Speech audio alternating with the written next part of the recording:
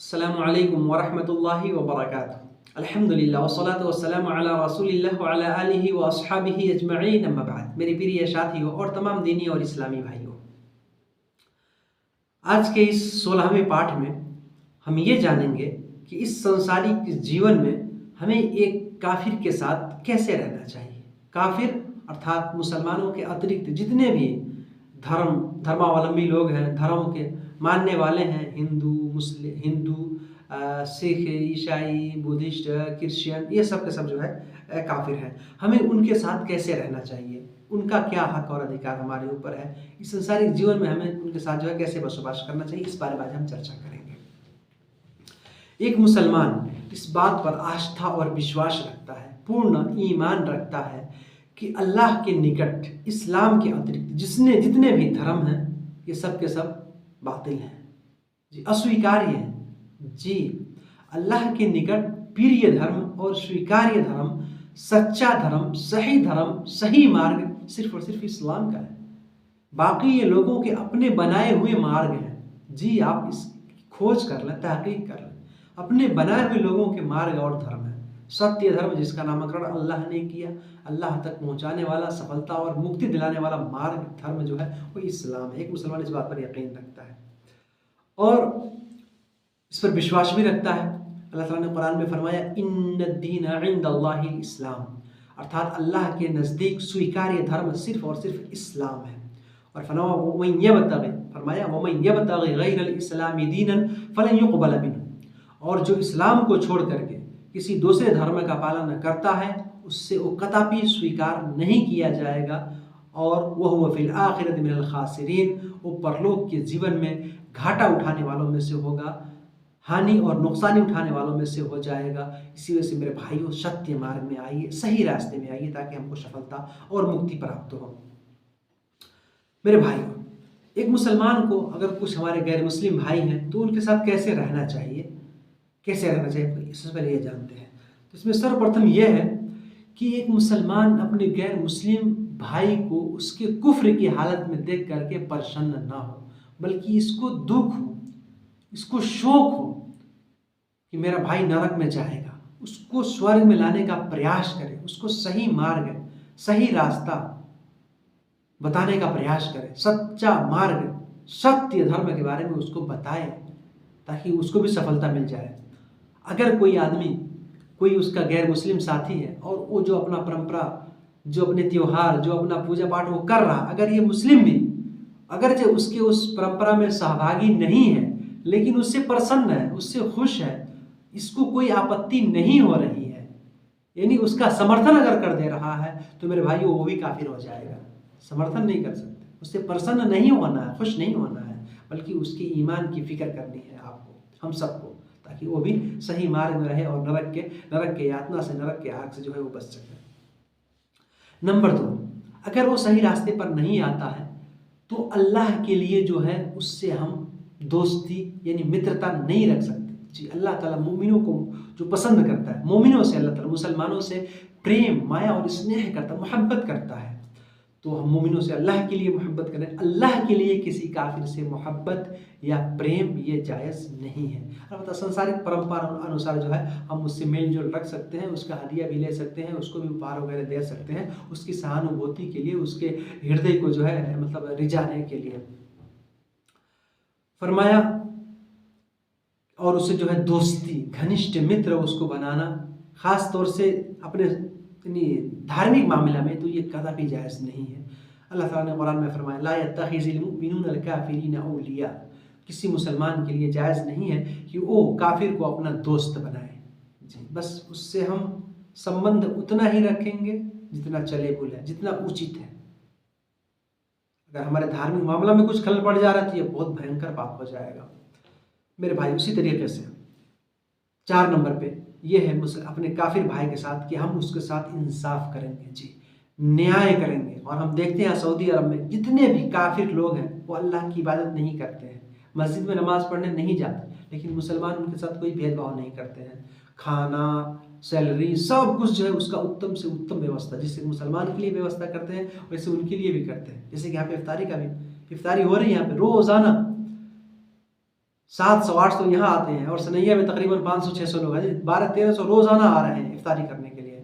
इसमें हमारे गैर मुस्लिम भाई भी आते हैं, हम उनका भी वेलकम करते हैं। आप भी आइए और हमारे साथ जो है इफ्तार में शरीक हो सकते हैं। हमारे खाने को आप हमारे साथ बैठ के जो खाना साना खा सकते हैं। बस कोई अपवित्र चीज़, कोई गंदी चीज़ जो है खाने की जो है अनुमति नहीं है यहाँ पर। तो इंसाफ करना चाहिए एक दूसरे से, है ना, और भलाई का मामला करना चाहिए, अत्याचार नहीं करना चाहिए। इंसाफ करने का अल्लाह ने आदेश दिया है अपने गैर मुस्लिम भाइयों से भी। जी, अल्लाह ताला ने कुरान में फरमाया कि ला यनहाकुमुल्लाहु अनिल लदीना, अल्लाह ताला ने फरमाया ला यनहाकुमुल्लाहु अनिल लदीना लम युकातिलूकुम फिद्दीन व लम युखरिजूकुम मिन दियारिकुम अन तबर्रूहुम व तुक़सितू इलैहिम इन्नल्लाहा युहिब्बुल मुक़सितीन। अर्थात अल्लाह ताला नहीं रोकता है, अल्लाह ताला जो है तुम्हें इस बात से नहीं रोकता है कि तुम उनके साथ भलाई करो या इंसाफ का मामला करो। किन लोगों के साथ? लम युकातिलुकुम फिद्दीन, जो तुमसे युद्ध नहीं कर, तुम्हारे धर्म के मामला में तुमको कोई हस्तक्षेप नहीं करते हैं, तुमसे युद्ध, तुमसे लड़ाई नहीं करते हैं, और उन्होंने तुमको तुम्हारे घरों से निष्कासित भी नहीं किया। अगर वो काफिर तुमसे युद्ध नहीं कर रहा है, तुम्हारे अंदर कोई मतलब वो जो है षड्यंत्र या तुम्हारे मामला में कोई हस्तक्षेप, खलल, दखल अंदाजी नहीं कर रहा है, तो हमें उसके साथ अच्छा व्यवहार करना। हाँ, अगर हमारे खिलाफ कोई षड्यंत्र कर रहा है, फिर हमें जो है उसके साथ इंसाफ का आदेश नहीं, बल्कि उसका बदला देने के लिए, उसका जवाब देने के लिए, उसका उत्तर देने के लिए हमें आदेश दिया गया है। फरमाया कि तुम उनके साथ इंसाफ करो और अच्छा व्यवहार करो। अल्लाह इसे मना नहीं करता है। अगर वो अच्छे हैं तो उनका व्यवहार अच्छा है, तो व्यवहार खराब है, धार्मिक मामला में अगर हस्तक्षेप कर रहे हैं, तो फिर जो है यहाँ पे ऐसा नहीं। फरमाया इन्नल्लाहा युहिब्बुल मुक़सितीन, अल्लाह ताला इंसाफ करने वाले को पसंद करता है। तो इसका मतलब क्या है कि हमारे सारे गैर मुस्लिम भाई हमारे भाई हैं, जब तक कि वो हमारे धार्मिक मामला में हमें छेड़छाड़ ना करें और हमें जो है नुकसान ना पहुँचाए, हमारे विरुद्ध में जो है कोई षड्यंत्र ना करें। अगर ऐसा करेंगे तो फिर जो है हमें भी इसका प्रत्युत्तर देने का, इसका जवाब देने का आदेश दिया गया, हमें अपना डिफेंस का आदेश दिया गया है। इसी तरीके से उनके साथ दया का मामला करना, दयालुता, न्यायपूर्वक और इसी तरीके से रहम व करम का मामला करना चाहिए।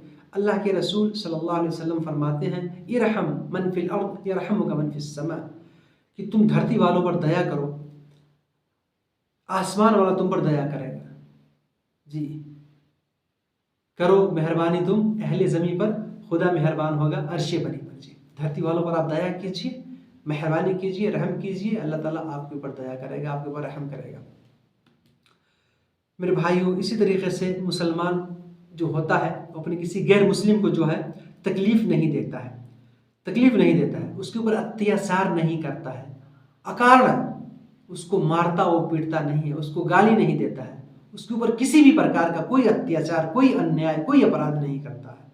जी, और ऐसा नहीं करना चाहिए। अल्लाह ताला ने फरमाया कि हदीस कुदसी है, रसूल अकरम सल्लल्लाहु अलैहि वसल्लम फरमाते हैं कि अल्लाह ताला का इरशाद है कि या इबादी इन्नी हर्रमतु ज़ुल्म अला नफ्सी व जअलतुहु बैनकुम मुहर्रमन फला तुज़ालिमू, कि ऐ मेरे भक्तों, मैंने जो है अपने आप के ऊपर अत्याचार को हराम कर दिया है, जुल्म को मैंने हराम, अवैध और निषेध कर दिया है, और मैंने इसको तुम्हारे बीच भी हराम किया है, तुम इसको एक दूसरे के ऊपर अत्याचार ना करो, जुल्म ना करो। ये अल्लाह ताला ने आदेश दिया। हदीस कुदसी किसको कहते हैं? यानी जो बातें तो अल्लाह की होती हैं, लेकिन अल्फाज जो है, शब्द जो है रसूल अकरम सल्लल्लाहु अलैहि वसल्लम के होते हैं, इसको हदीस कुदसी कहते हैं। इसमें अल्लाह ताला ने जुल्म को हराम करार दिया, चाहे वो मुस्लिम हो चाहे गैर मुस्लिम हो, यहाँ तक कि चरिंद परिंद जानवरों के ऊपर भी जो है जुल्म और अत्याचार करने से जो है मना किया गया है। हमारे इस्लाम धर्म हमको यही सिखाता है। इसी तरीके से 7वें नंबर पे ये है कि उसका हदिया लेना। अपने गैर मुस्लिम भाई है, अगर कुछ वो गिफ्ट दे रहा है, हदिया दे रहा है, कुछ पुरस्कार और उपहार दे रहा है, उसको ले सकते हैं और उसको दे भी सकते हैं, उसके खाने को भी खा सकते हैं अगर वो बुलाए तो। यहाँ तक कि अगर कोई यहूदी या ईसाई है, जिसको अहले किताब कहते हैं, उसने अगर ज़बह किया है कोई जानवर तो उसका ज़बीहा भी खा सकते हैं। लेकिन अगर कोई गैर मुस्लिम यानी काफिर है, अहले किताब नहीं है, तो उसका ज़बीहा नहीं खा सकते, उसका ज़बह किया हुआ जानवर का गोश्त हम नहीं खा सकते, हमको इससे बचना है। तो ये सब तो ठीक है, लेकिन हमारे यहाँ एक गलती लोग क्या करते हैं कि जो उनके त्यौहार होते हैं, जो उनके अपने धार्मिक त्यौहार होते हैं, जो अपने धार्मिक परंपरा अनुसार अपने त्यौहार वगैरह बनाते रहते हैं, उसमें जो है उस समय का खाना ये हमारे लिए जायज़ नहीं है। किसी भी प्रकार का उनका समर्थन करना इसमें, और उनके त्योहारों का कैसे वो लोग जाके अपनी मूर्तियों पर चढ़ाते हैं, फिर लाके जो है बांटते हैं, या होली दिवाली में जो हम मिठाइयाँ बांटते हैं, नहीं खाना चाहिए इसको। इस मौके पर, इस समय पर एक खास उद्देश्य से जो वो लोग ये काम करते हैं उसमें यहाँ, और जो जनरली रूप से जो है सामान्य रूप से जो उनका खाना पीना है या दावत वगैरह है, एक दूसरे की दावत को स्वीकार कर सकते हैं, लेकिन खास चार्ट पर्वों में, त्योहारों में, और जो धार्मिक परंपरा, जो धार्मिक जो है नियम अनुसार वो काम करते हैं, इसमें जो है हमको दूर रहना है उससे। क्योंकि अगर हम ऐसा करेंगे तो हम उनके धर्म का समर्थन कर रहे हैं, और ये जायज़ नहीं है। इस बारे में हमको अच्छे से समझ लेना चाहिए। उनका ज़बीहा खाना, अहले किताब जो है, ये जायज़ है। अल्लाह ताला ने कुरान में फरमाया है कि व तआमुल लज़ीना ऊतुल किताब हिल्लुल लकुम। यहाँ तआम से मुराद जो है वही ज़बीहा, यानी उनका वध किया हुआ, उनका ज़बह किया हुआ जानवर। इसी तरीके से अल्लाह के रसूल सल्लल्लाहु अलैहि वसल्लम ने मदीना के अंदर यहूदियों की दावत को स्वीकार किया, उनके निमंत्रण को स्वीकार किया, उनके घर गए और उनके घर जो है आपने खाना भी खाया। आप लोग जानते होंगे कि यहूदी औरत थी, उसने बकरी के गोश्त में जो है जहर मिला के रसूल अकरम सल्लल्लाहु अलैहि वसल्लम को दे दिया था। जी, तो हमको इस बात पर ध्यान रखना चाहिए और सही तरीके से अपना जीवन यापन करने का प्रयास करना चाहिए। 8वें नंबर पे यह है कि कोई मुसलमान मर्द हो या औरत हो, किसी गैर मुस्लिम से उसकी शादी नहीं हो सकती, उसका विवाह नहीं हो सकता। मुस्लिम मर्द है तो गैर मुस्लिम महिला से उसकी शादी नहीं हो सकती। कोई मुस्लिम महिला है तो गैर मुस्लिम पुरुष से उसका विवाह नहीं हो सकता। नहीं, हाँ, लेकिन अहले किताब है नहीं, जो यहूदी और ईसाई लोग हैं, तो उनकी औरतों से एक मुसलमान पुरुष का विवाह हो सकता है, लेकिन मुसलमान महिला की उनकी पुरुषों से जो है विवाह नहीं हो सकता। हमको इससे दूर रहना, इससे बचना। अल्लाह ताला ने कुरान में इसका आदेश दिया है। मेरे भाई, 9वें नंबर पे जो है एक काफिर के साथ हमें जो व्यवहार करना चाहिए वो ये है कि हम उससे सलाम करने में पहल ना करें। यानी पहले जो है किसी गैर मुस्लिम से हम सलाम ना करें। बस मिल जाए, बातचीत कर लें, हाय हेलो कर लें, चलेगा, लेकिन सलाम पहले ना करें। जी, हमारे बहुत सारे गैर मुस्लिम भाई हैं जो हमसे मिलजुल करके रहते हैं, बड़े अच्छे मतलब हमारे दोस्त हैं, लेकिन सलाम करने से अल्लाह के रसूल ने मना फरमाया है। हाँ, अगर कोई गैर मुस्लिम भाई आपको सलाम कर रहा है तो आप वालेकुम कह दें, सिर्फ वालेकुम कह दें, मिले जुले, अदब से मिले, शिष्टाचार, सद्भावपूर्ण तरीके से मुलाकात करें, लेकिन इससे आपको बचना है। और दूसरी बात यह है कि उसमें बहुत सारे भाई लोग, कुछ लोग होता है जय राम कहते हैं, कुछ लोग नमस्कार कहते हैं, इन सब चीज़ों से हमको और दूर रहना चाहिए। यानी इस तरह की कोई भी शब्द जो है हम प्रयोग ना करें। अपने किसी गैर मुस्लिम भाई से भी मिले तो इस तरह का शब्द प्रयोग करके जो है उनका स्वागत ना करें, उनसे मिले ना, बल्कि जो है बस सिर्फ बातचीत से जो है उनसे इशारा करते हैं। अगर वो खुद हमसे सलाम करते हैं तो सिर्फ हम वालेकुम कह देंगे। ये हमारा इस्लाम हमको सिखाता है। रसूल अकरम सल्लल्लाहु अलैहि वसल्लम फरमाते हैं, इदा सल्लम अलैकुम अहलुल किताब फक़ूलू वालेकुम। सही बुखारी और सही मुस्लिम के अंदर हदीस है, फरमाया कि जब अहले किताब तुमसे सलाम करें तो सिर्फ तुम वालेकुम कह दो, बस। और 10वें नंबर पे यह है कि अगर कोई गैर मुस्लिम हमारे पर अत्याचार कर रहा है या हमारे धार्मिक मामला में हमें कुछ हस्तक्षेप कर रहा है, मुसलमान को नीचा दिखाने का प्रयास कर रहा है, तो ऐसी अवस्था में हम कहीं चले रास्ते में तो हम ऐसे मतलब अकड़ के चलें, थोड़ा अपना स्वाभिमान बरकरार रखें, ताकि पता चले कि हम भी एक मतलब अच्छे हैं, या अपने आप को दबा के ना रखें। हम सत्य हैं, सत्य धर्म का पालन करते हैं, फिर हम दबेंगे क्यों? हम क्यों उससे ये कहेंगे कि हम जो है गलत है? नहीं, हम सही हैं। तो इस रास्ते में चलें तो जो है उसको जो है बाध्य बनाए कि वो किनारे पर चले, और खुद हम सत्य मार्ग में हैं, हम सही रास्ते में, हम हक पर हैं। इसका जो है हम जो है प्रचार करें, इसको जो है हम जो है जाहिर करें, इसको जो है हम प्रकट करें, ताकि पता चले। रसूल अकरम सल्लल्लाहु अलैहि वसल्लम फरमाते हैं, ला तब्दउल यहूद व नसारा बिस्सलाम, कि यहूदी और नसारा से पहले सलाम ना करो। फ़इज़ा लक़ीतुम अहदहुम फ़ित्तरीक़ फ़ज़्तूरुहु इला दिक़िही, जब रास्ते में चलो तो थोड़ा अपना स्वाभिमान बना के चलो, अपना वक़ार बना के चलो, और उसको किनारे पर चलने पर मजबूर करो। जी, और 11वें नंबर पे ये मेरे भाइयों कि हम काफिर के साथ अगरचे रह रहे हैं, दोस्त हमारा है, वो दुनियावी मामला में हमारा साथी है, उसके साथ व्यवहार अच्छा करें, उसके हृदय को अपनी तरफ माइल करने का प्रयास करें, जो है उसके साथ सहानुभूति करें और उसको सही मार्ग में लगाने का प्रयास करें, लेकिन स्वयं उसके परंपरा में सहभागी ना हो, उसकी समानता अख्तियार ना करें। जी, उसकी मुखालफत करें, उसकी मुशाबहत अख्तियार ना करें। रसूल अकरम सल्लल्लाहु अलैहि वसल्लम फरमाते हैं, मन तशब्बह बिकौमिन फहुव मिनहुम, जो किसी कौम की मुशाबहत अख्तियार करता है वो उन्हीं में से हो जाता है। जो किसी कौम की मुशाबहत अख्तियार करता है वो उन्हीं में से हो जाता है। तो किसी की भी समझदार अख्तियार करने से हमें मना किया गया है। जो इस तरह की तमाम चीज़ें उससे हमको दूर रहना चाहिए। अल्लाह ताला हम सबको इस संसार में अच्छे तरीके से रहने की तौफीक अता फरमाए, सबके साथ अच्छा व्यवहार करने की तौफीक अता फरमाए, और जो हमारा धार्मिक मामला है, जो हमारे धार्मिक नियम है, उसमें पूर्ण तरीके से हमें चलने की अल्लाह तौफीक अता फरमाए। आमीन। वस्सलामु अलैकुम व रहमतुल्लाहि व बरकातहू।